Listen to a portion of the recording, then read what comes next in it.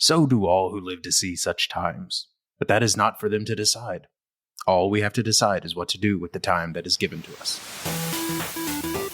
Welcome to Eat, Sleep, Nerd, a podcast where you can check out, go AFK, and relax with us as we discuss all things nerd. Comic books, video games, movies, TV shows, and anything else that gets geeks more worked up than Bruce Wayne's accountant come tax time.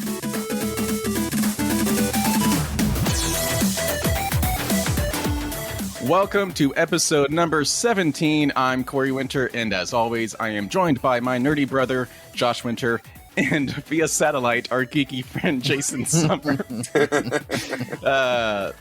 In this episode, we're just going to be temp-checking the news and speculation.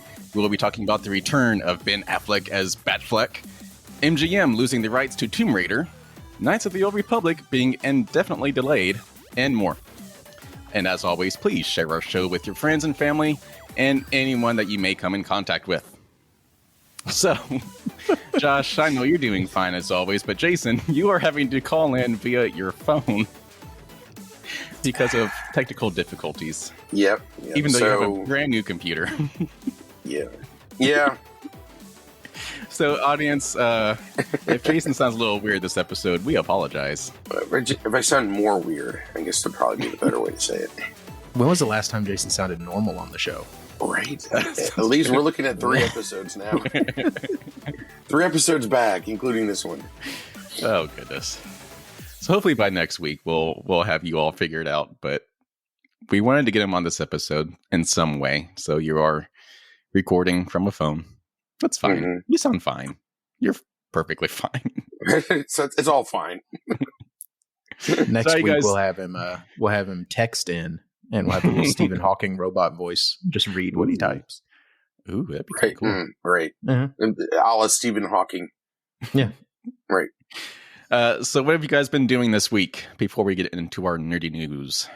Well, so I continued on my Cyberpunk 2077 journey. Oh, yeah. How's that going? Decided I did not like it. Yeah. I do not like it. So I explored Sony and PlayStation's return policies for video games. Yeah, it's non-existent. Yeah, they will not let you return anything if you've downloaded it. Yeah. Never mind the fact that they could tell that you've only gotten 15% into the game or give you credit. No, nothing. Like, I was completely shut out. Which is funny because PlayStation actually reversed that policy specifically for Cyberpunk when it was released, and they actually did do refunds. But I guess that's over now. So yeah, I guess so. So at this point, you know what you were getting into. I think I'm a little more miffed at the fact that we talked about this about returning video games a podcast or 2 ago. I'm like, no, I'm gonna figure this out. And I did not figure this out. So why didn't you like it? Yeah, I was going to say, is it that you couldn't play it, or no? It's like, is it a broken game, or you just don't like it? It's kind of broken in the fact that sometimes it won't start up, it won't boot. Oh, that's really so. Yeah. So from time to time, I have to back out of it completely and then relaunch it. The notifications on the left side of the screen when you pick up items or whatever, it's too small. I can't read it, and the contrast is not sufficient enough to where it stands out from the background colors. Well, I think you can adjust a lot of those settings in the menu. Can you not? Yeah, but I think I'm kind of like of the mindset you shouldn't have to. It's like they know how it was going to present. Anyway, and then it's also a type of game which I'm not a fan of. It's like a Grand Theft Auto first person shooter, and it's really not my genre. So yeah. So that last part is really most of the issue. It's just not my normal type of video game. That's fair. So anyway, yeah. That's what I've not been doing. So I have been struggling to find a video game to play recently. Obviously, I've tried playing Stray, but I'm giving that one a little break because I'm still kind of upset that my saved progress was lost. But aside from that, I cannot find anything to play. And I'm very sad. So I've been doing more Lego stuff this week. So I'm making progress on my Lego city. I'm actually building my sit complex right now, which is some custom mocks. So my own creations that a Lego builder called Lego Artisan has been making for Lego fans. And basically they take some existing Lego sets and modify them, or just completely brand new sets that are all based on sitcoms. So like Friends, How I Met Your Mother, stuff like that, Seinfeld, Frasier. And basically the idea is that each floor of this building is a different apartment for a sitcom. And so on the building that I'm building right now, like he has like, I think 15 different designs right now. So you can have like a 15 floor tall custom Lego building of different sitcoms. So right now I'm working on, I think just 7 floors, I think is what I decided. And I have on my bottom floor, Central Perk from Friends. Then I have both Joey and Chandler's apartments, then Rachel and Monica's apartment. Then I have the How I Met Your Mother apartment, the New Girl apartment, and Seinfeld's apartment. So it's pretty cool. I'm also building like a little bro Thor penthouse. It's pretty fun. So Thor from Endgame, he has like a little penthouse. So it's pretty cool. I've been working on that all week. What about you, Josh? I'm almost done with Next Generation. Okay. And so now I'm at a pivotal moment where I don't know if I'm going to Deep Space Nine or Voyager next. I'd recommend Deep Space Nine.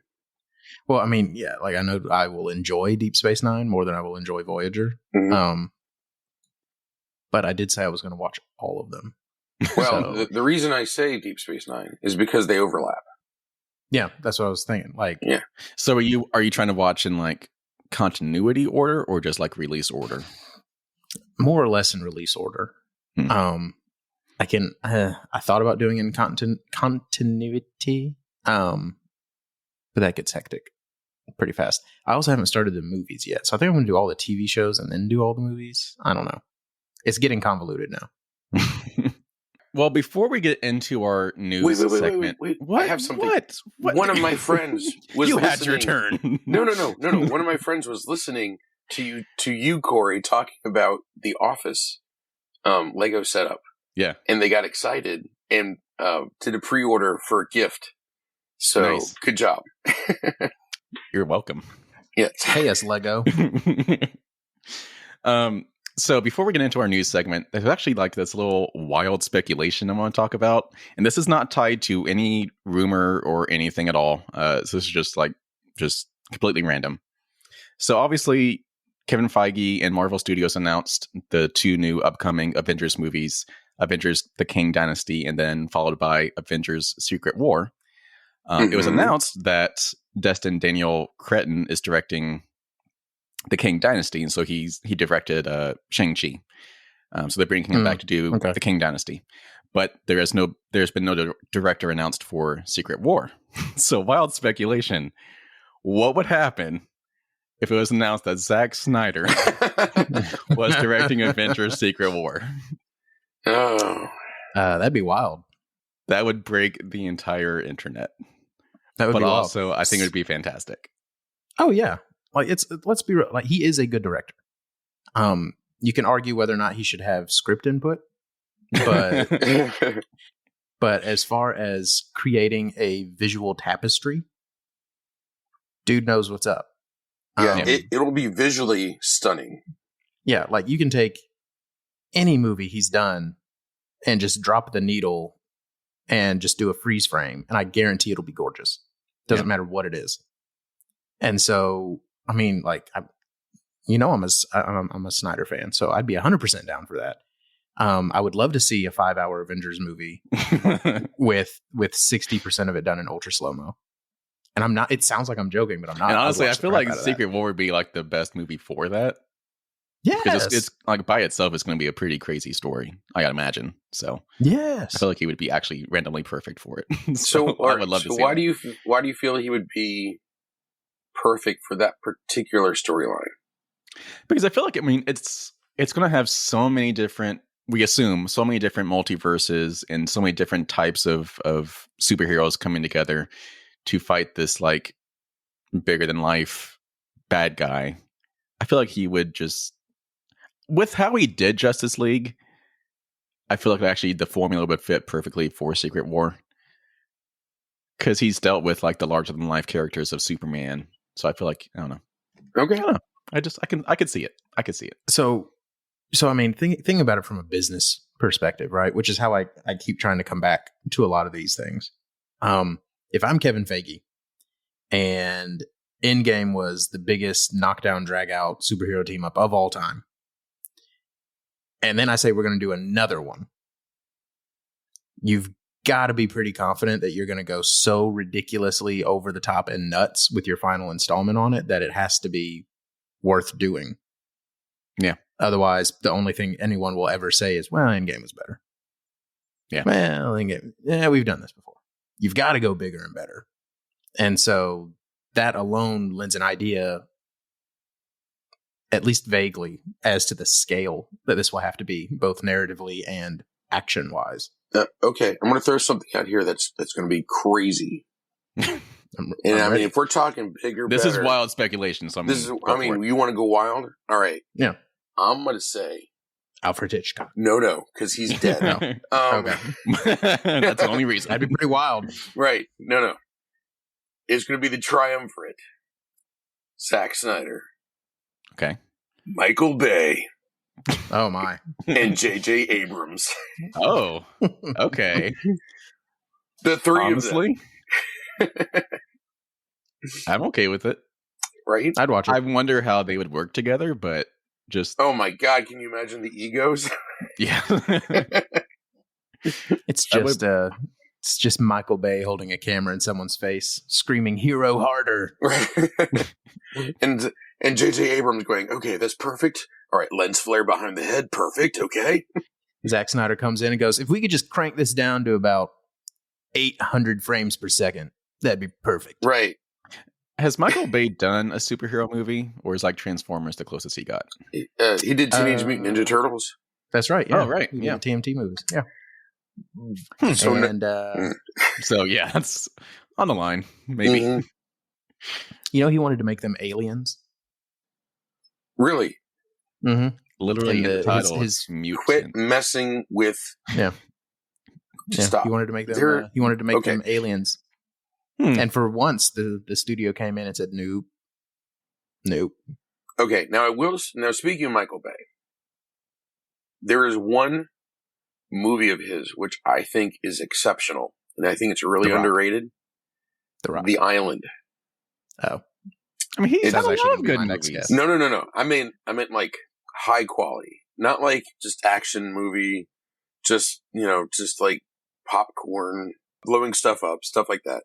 The Island is provoking. It's provocative, but also has good explosions. That was the one with Leo, right? No, you're thinking that's Shutter Island. Oh, I'm thinking of Ewan McGregor. Yeah, that's right. Ewan McGregor and Scarlett Johansson. Mm-hmm. Here's the funny thing, though. Michael Bay is consistently on famous directors' lists of favorite directors. Like, he's one of Steven Spielberg's favorite directors. He's one of Martin Scorsese's favorite directors. He's one of, there's a lot of people in the industry who actually really do consider his stuff works of art. Maybe not narratively, but as far as style and performance and substance. Yeah. I could agree he's with actually that. very highly regarded in the industry. Yeah, like his movie that came out this year, Ambulance, it did not perform out the box office, but it was genuinely regarded as a very well-directed movie. Yeah. You can make fun of him, but factually, he knows what he's doing. And we always go see his movies, we being the world. So, you can say what you want. It's a running joke, but you went to see it. So. Also, 13 Hours was a fantastic movie. Yeah. Christopher Nolan says every time he has to do an action sequence, he thinks what Michael Bay would do. Really? Mm-hmm. That is a known quote. Well, anyway, so who knows who's going to be directing Avengers Secret War, but hopefully it's some combination of those people. That'd be awesome. Yeah. All right, let's get into the news. All right, we have a lot of just smaller stories this week, plus one big one that we want to talk about. But first, I want to start with a new sub-segment this week. Ooh, sub-segment. Called Josh Was Right. Oh, God. Don't play into that ego, man. He doesn't need any more. This is going to be Jason's favorite segment going forward. So Josh was right. It's always going to be followed by... On our last episode 16, where we talked about the Comic-Con stuff, we had a question about the announcement that SpiderMan Freshman Year, the upcoming animated series that's going to be on Disney Plus, starring Charlie Cox as Daredevil. And, that Spider-Man guy. It was announced that it would be set in the MCU and basically be a prequel to the origin of the MCU version of Spider-Man. And we were all just like, well, how is that going to work story-wise? Because he's going to be interacting with people like Norman Osborn and Daredevil and all these characters that he has not, from what we can tell, had interactions with in the live-action movies. So it has come out. It is, in fact, a multiverse story. So it is in the MCU, but not on the Earth as we know it. I forget which Earth we're on, but which one is it? Was it like Earth 16? Something like that. Anyway, so Brad Winderbaum, the Marvel Studios head of streaming. Oh, he's a real person. The Marvel Studios head of streaming. Sounds like a name. Good Lord. He came out and said, and I quote, "Down to Peter getting the broken Blu-ray player from the trash, and he walks into his apartment for the famous," the quote says department, but I'm pretty sure he meant apartment, "for the famous moment where Tony Stark is waiting for him to offer him the Stark internship and take him to Berlin.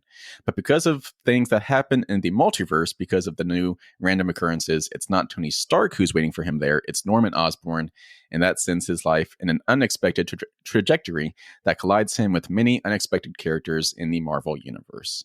You know why that is? Because he's something of a scientist himself. Oh. So anyway, Josh called that one last week. So Josh was right. You were right. We should have a little like sound clip. Josh was right. Or something. Thunderous applause will work. Thunderous. Yes. Sounds a little anemic, but okay. All right. So that was our Josh was right segment. Moving into some actual news. Ben, you're not actually Josh. It's fine. Ben Affleck is somehow officially returning in another appearance as Batman, despite the fact that he has said multiple times he is done playing the character. Woo!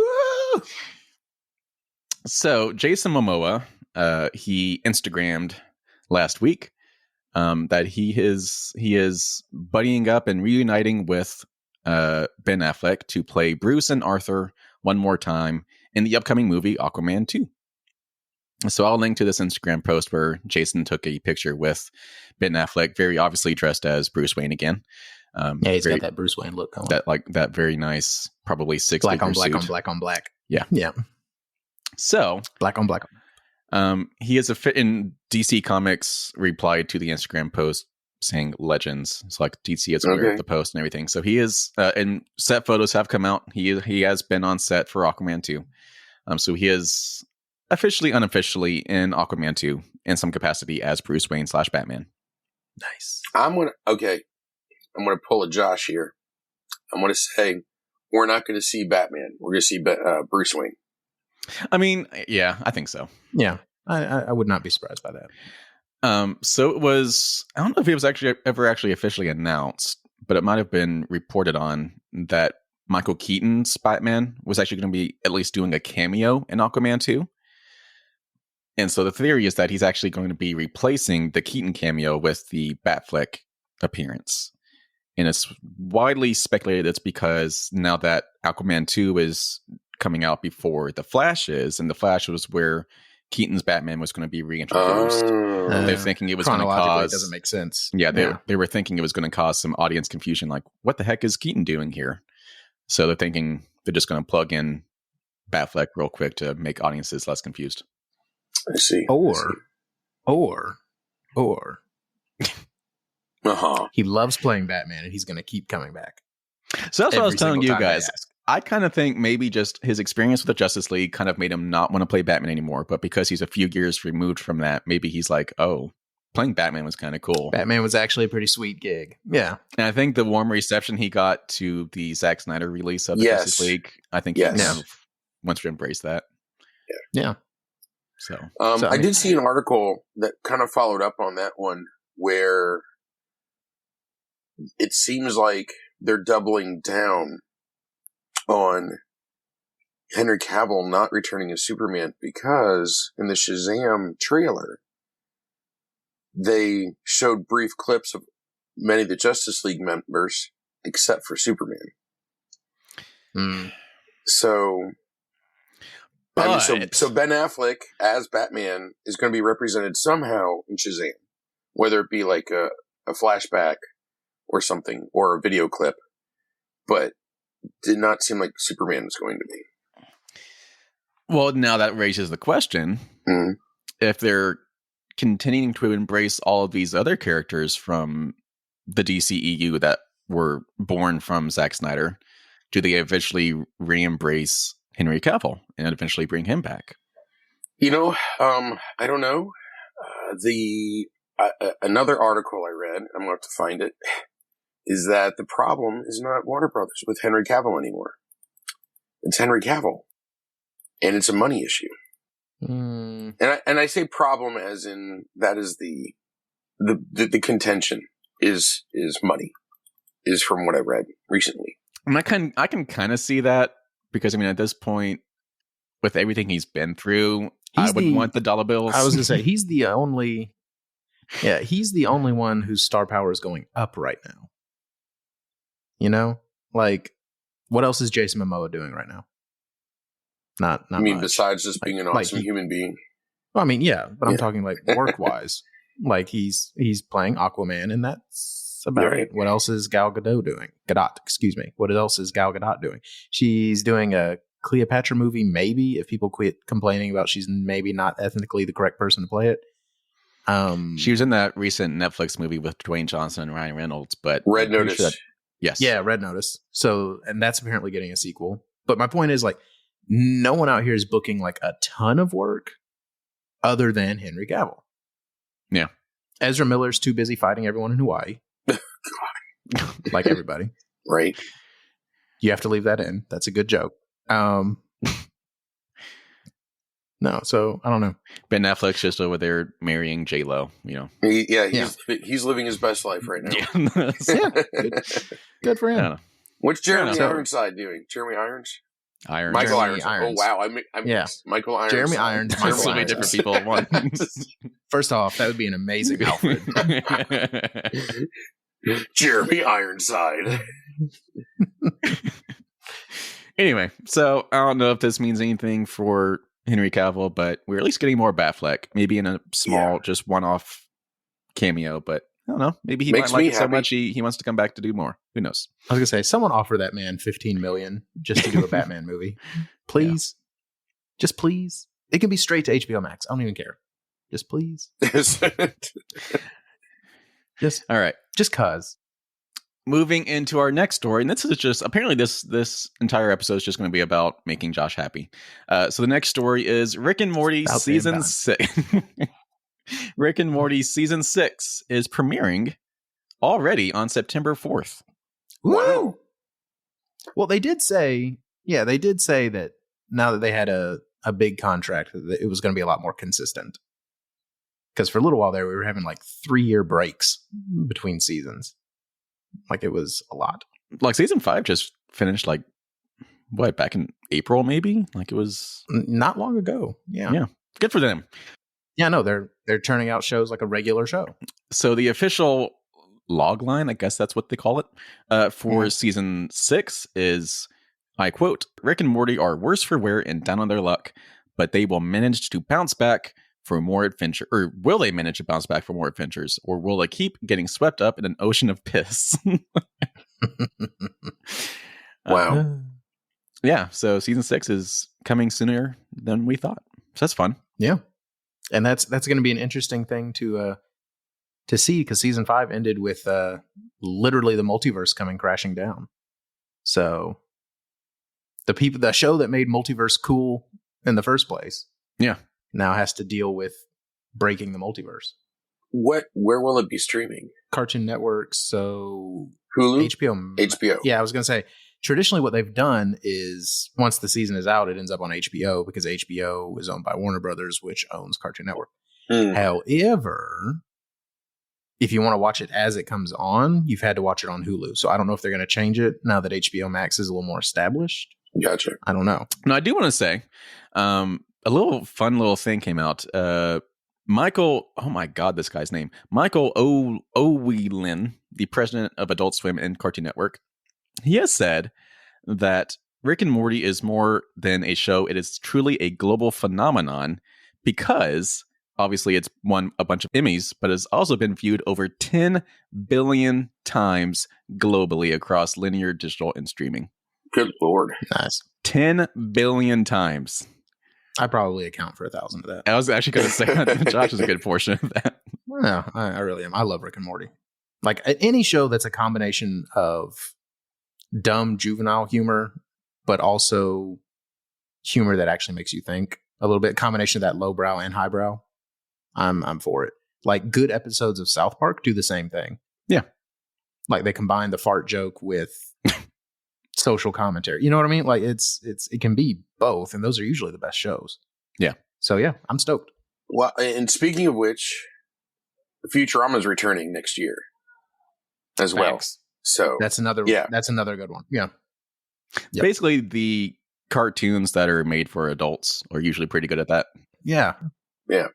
All right, moving into our next story, and this one actually kind of sucks. I hate this news. I was looking forward to this movie. So, according to The Wrap, which is a news website, the rights for the Tomb Raider film franchise have lapsed after MGM failed to greenlight a Tomb Raider sequel in time. And that means that the franchise is now up for grabs. Crap! I loved the most recent Tomb Raider movie that was starring Alicia Vikander. I was so looking forward to a sequel, and now it's not happening. And granted, whoever does buy the rights to the franchise could just bring her back, but that seems unlikely. Just why? Why would they not greenlight it? They were they had announced that they were working on it. Why not just greenlight it? Well, like I said, was it particularly successful? It made $275 million at the box office. Like, it was not a box office bomb, and it did break even. But I liked it. I thought it was a great representation of what we got in the rebooted franchise by Square Enix. It's like I thought Alicia Vikander was the perfect casting for it. So I was very excited to see a sequel to it, especially because it was like one of those movies that really set a very good foundation. And then subsequent movies could just build on that. But I didn't care for it. I'm going to be real. I didn't like it that much. To me, it's probably one of the best video game movie adaptations that has come out, which is not saying much because there's not many. But yeah, you were bored? I remember being bored. I loved it. I loved it so much. Yeah, like I do feel like it took the source material pretty seriously and pretty faithfully, but I didn't have a particularly great time watching it. I have never felt an inclination to watch it again. Oh, I have. Yeah, I know. I'm not ragging on you. I'm just saying I disagree. Well, I mean, even MGM was ready to move forward with the sequel. They were working on a script, and they had a new director lined up, and so like they had the pieces in place. They just for some reason had not legally greenlit it, which I guess is a separate thing. I think they let the clock run out on purpose. Yeah. Because you got to remember how much money a movie actually has to make to actually make a profit. Yeah. So you said it did like 275. Its budget was probably like what, 120, 150. So you would think that means it made like $120 million. But after you take into account advertising, which I do remember seeing a crap ton of advertising for it, plus back end profit deals to the stars and everyone else, I doubt that anyone actually took home that much money on it. So I would not be surprised, and they'll never say it, but I would not be surprised if they let the clock run out on that. Oh yeah, there's sequels coming. Oh man, we didn't make it in time. Bummer. So who do we think might snatch it up? Apparently, if reports are to be believed, it's actually apparently a pretty big bidding war right now. Like, people want this license. It's a good license. Yeah. But no one has come out and said who it is. So it could be anybody. I'm thinking it's going to be a streamer.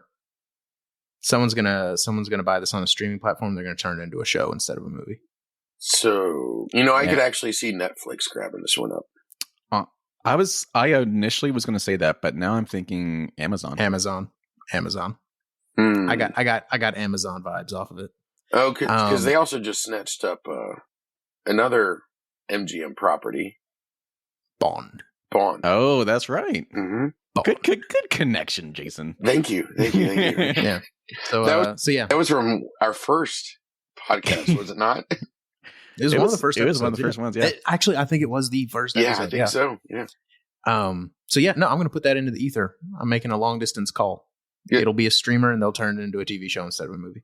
But no, Amazon's all about those action thrillers, so I feel like Tomb Raider would be and they're a good good at fit it for them. Yeah. That still sucks, though. I would like to see Alicia Vikander come back to that role. I think. There's nothing to say that she won't. Everyone's assuming that, I don't know, there must be some kind of like legal thing behind it that maybe she would not be legally allowed. Like, maybe there's like a do not compete clause where she cannot play this role for somebody else. I don't know. Like, everyone's assuming that because the license is no longer with MGM, that also means that she is out as well. But I mean, if they let it expire, that's on them and their contract. That doesn't mean she doesn't still have a contract with the studio, though. Which is actually funny because rumors are coming out, and this might actually be true, that because of all of the contracts that Fox had with X-Men actors, their contracts, even though Disney has bought out all those properties, their contracts to play those X-Men characters actually do not expire until 2025. And so Disney can actually not recast those roles until those active contracts expire. And I actually think I saw something this week where we said that we won't see X-Men until 2025. Yeah, so it sounds like maybe Disney, and this could be coming back to how Alicia Vikander can't play this role anymore. Maybe it's just because even though properties and licenses are lapsing, that the contracts with actors stay in effect. Yeah. I mean, why wouldn't it? Unless a party involved in the contract completely dissolves. Because think about it. Like, say I'm in charge of, let's say I'm in charge of Tomb Raider. I had someone that people like playing that character. Okay, I lost the rights to the movies, but I'm going to make damn sure that you can't cast the same person I was using in those movies. If you're going to take my property, you have to start from scratch. So yeah, again, from a business perspective, I get it. Yeah. I just wish more people were like Kevin Feige and just gave the people what they want. Just whatever. Well, you know why he gets to do that? Why? The House of Mouse? Because he makes all of the money. Oh, well, yeah. Well, yeah. Like, that is true. Like, let's be real. Sony hates sharing SpiderMan with Marvel. Like, they don't really even hide that. They do not like it. The only reason they're doing it is because he is a literal printing press for money. Yeah, that's true. Well, more sad news. Moving into our next story.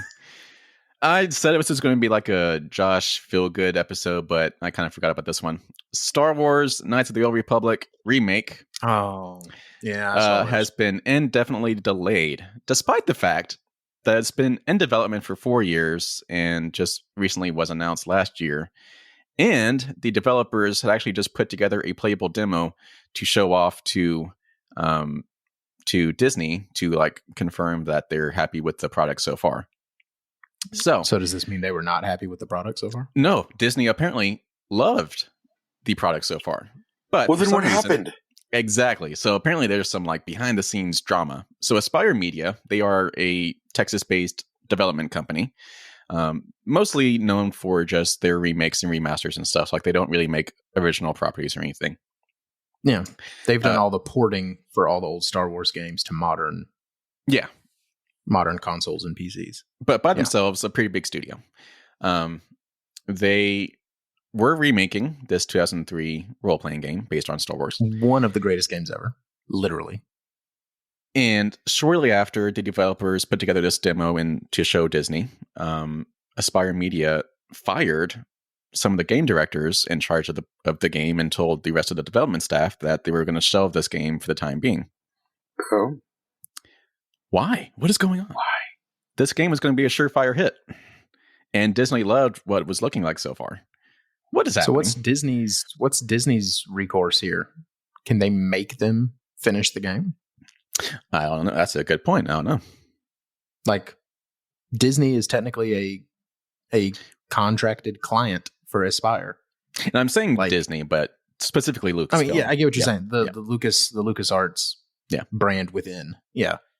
So I mean, if you're working for me, building me something, you show it to me, I say I like it, I'm not sure you're allowed to back out. I don't know. Or if you do, you forfeit the rights to make the product. You know what I'm saying? Like, I don't. So this story is coming from Bloomberg. They had the exclusive story on this. So on June 30th, Aspire finalized a demo of the game to show off to Lucasfilm. The developers were excited about it and felt like they were on track. And according to a person familiar with the project, they were so shocked by what happened next. The following week, the company fired the director, the design director, and the art director. Neither of these responded to requests for comment. And they told the rest of the staff that the project was being shelved for the time being until they find a path forward. As excited as we were for this game, we might not be able to play it anytime soon or ever. And I know Josh specifically was looking forward to this game. I was very excited for this game. This is like one of my top 3 of all time games. I know. I never actually played it myself. I do remember watching you play it a lot when I was little. Yeah, I've probably played that game. I've probably played that game beginning to end 20 times. Yeah. Like one of the all-time greats. And it holds up. I mean, like, it looks old, but from a gameplay and my having fun perspective, it holds up. And so this is upsetting. What's interesting to me is there was actually a fan remake is not quite right, although I mean that's really what it is. But basically they just were modding it to the point that it was essentially a new game to be modern. And it had gotten pretty far along in production. I think there's like a half a dozen worlds in the game, and they had finished like four of them so far, and they got a big old cease and desist, which usually doesn't happen with modding because like they were setting it up as a mod. You had to buy the original game to play it. Yeah. So that's unusual that they got a cease and desist. And then a few months later, they announced that the remake was coming. It's like, oh, okay, that makes sense. They want to be able to sell the game. Yeah. And now they're shutting it down. So like, man, what? Come on.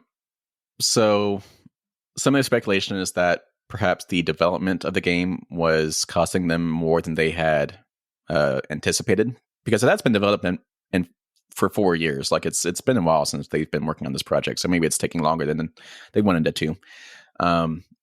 But the original timeline for the game was that it was actually going to be out by the end of this year. And so if they're delaying it at this point, then maybe it is further behind that they wanted it to be. And so now if they do unshelve it, it might not be out until 2025.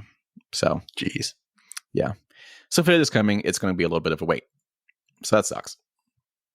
We could have been playing it this year. But we're not. All right. I want to move into a quick rumor story. And this could be completely false. It could just be people wanting to get clicks and stuff. But I think it's worth talking about. Now that we have Daredevil and Charlie Cox officially getting his new series, there is a rumor that John Bernthal will be returning as the Punisher, specifically in Daredevil Born Again.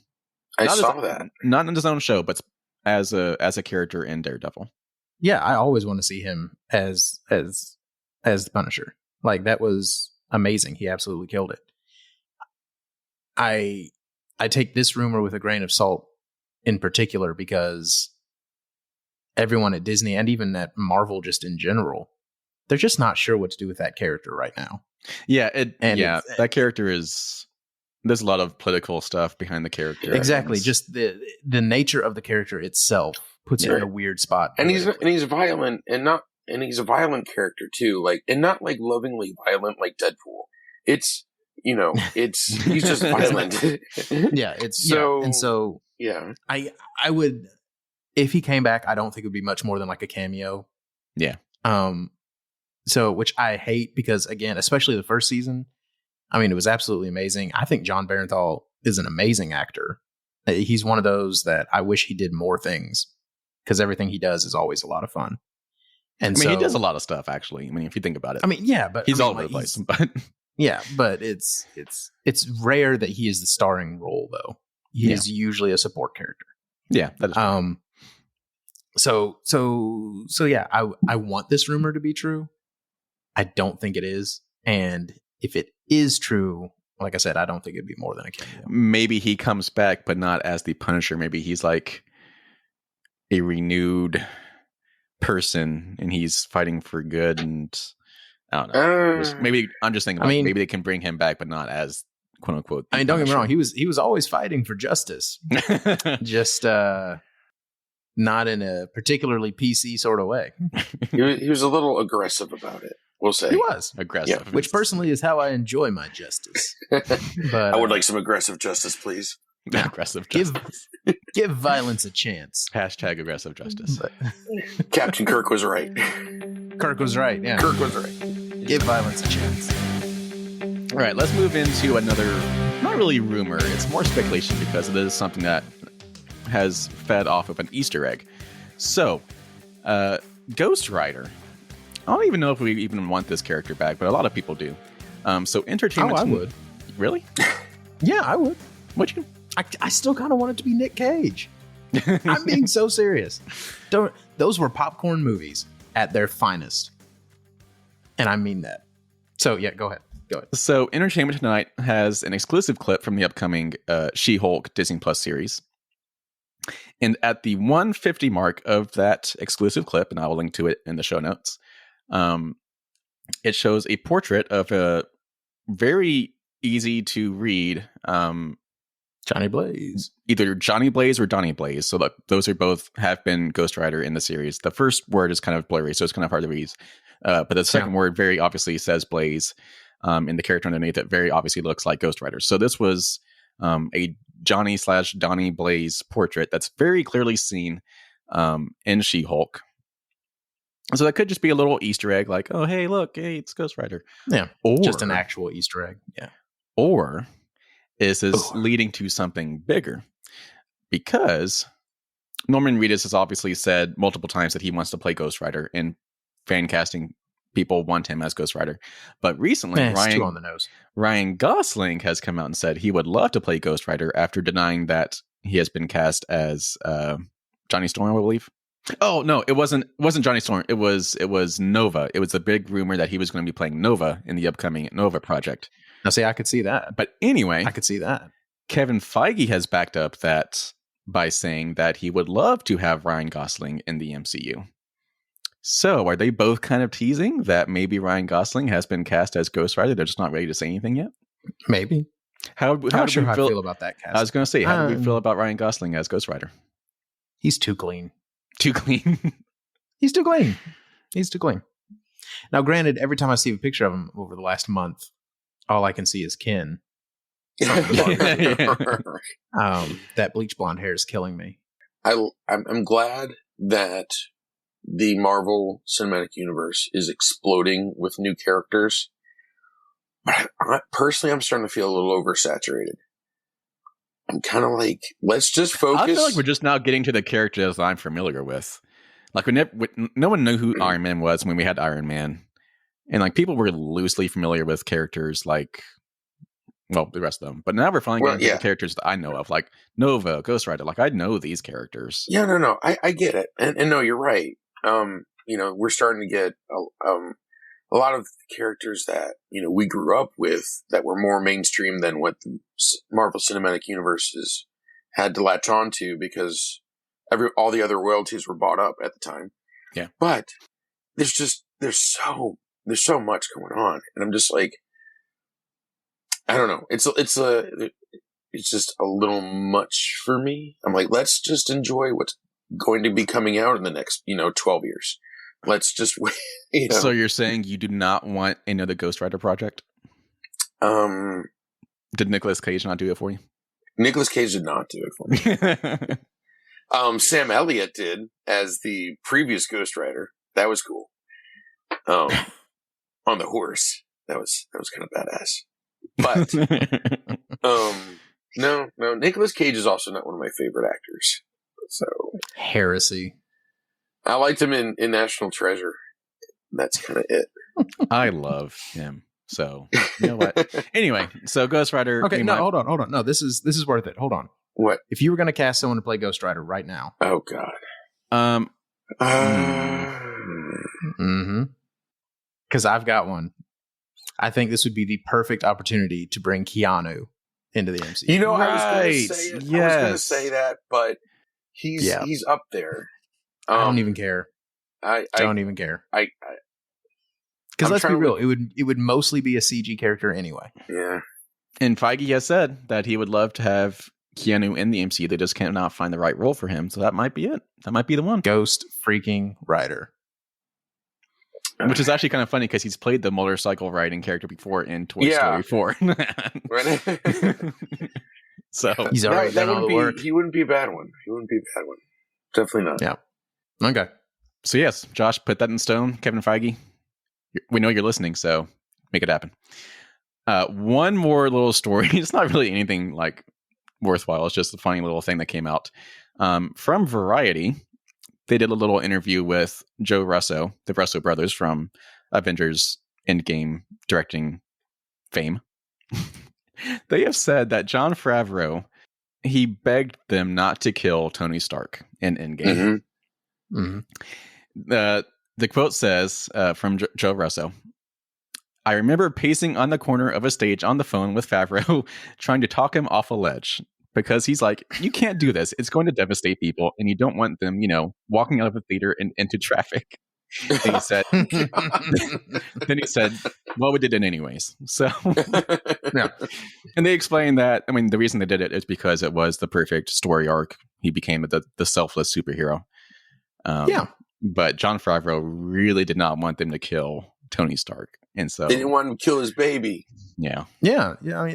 We got to remember that. Like Jon Favreau put his heart and soul into getting that movie made.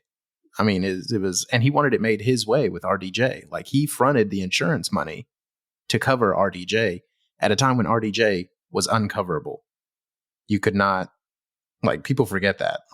He went through a hard time. Yeah.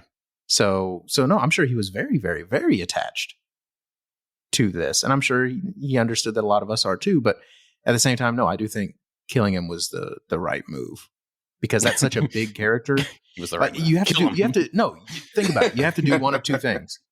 You either have to kill him off, or you have to get RDJ to sign up to Cameo for the next 20 years. Because that is such a big and important character that the audience will not accept that he just quit doing it and left. Yeah. So it would always be the question, okay, but what was Tony Stark doing? Every time there's an Avengers team up, oh, so Tony just didn't want to come? See, Marvel's already kind of entered this problem with these Secret Invasions wars and the talk about Colby Smulders saying that the Skrulls have been around for a long time and impersonating our heroes. So they've already opened up that door too, though. Oh, yeah. They're already, that wasn't really Tony Stark that died. So now we're getting into the whole Michael Jackson is still alive, living on an island with Elvis and Tupac. And Tupac. Yeah. And Biggie Smalls.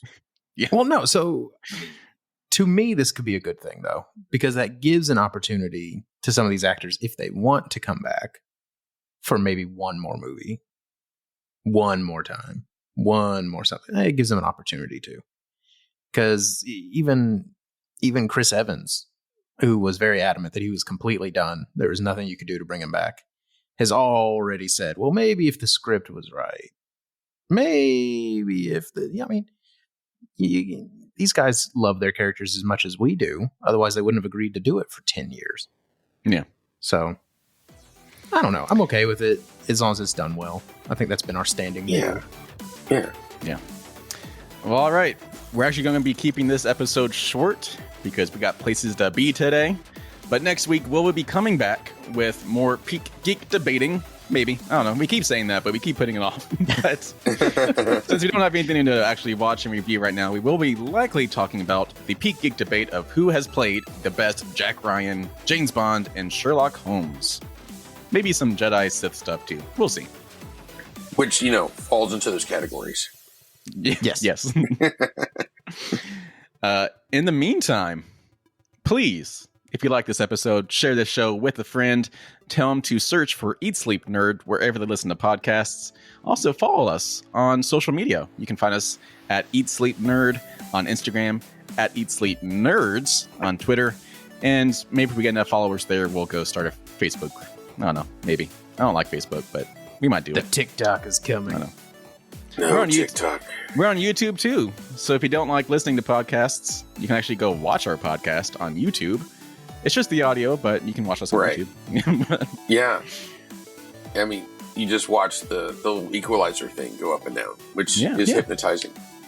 Yeah. It's like Windows 98 all over again. Hopefully on next week's episode, Jason will be back on his proper microphone. Yeah. Not kidnapped. Right, not kidnapped. Not dialing in from dial-up. Not on dial-up. For that one fraction of a second, you were open to options you had never considered. That is the exploration that awaits you. Not mapping stars or studying nebula, but charting the unknown possibilities of existence. Take it easy, people.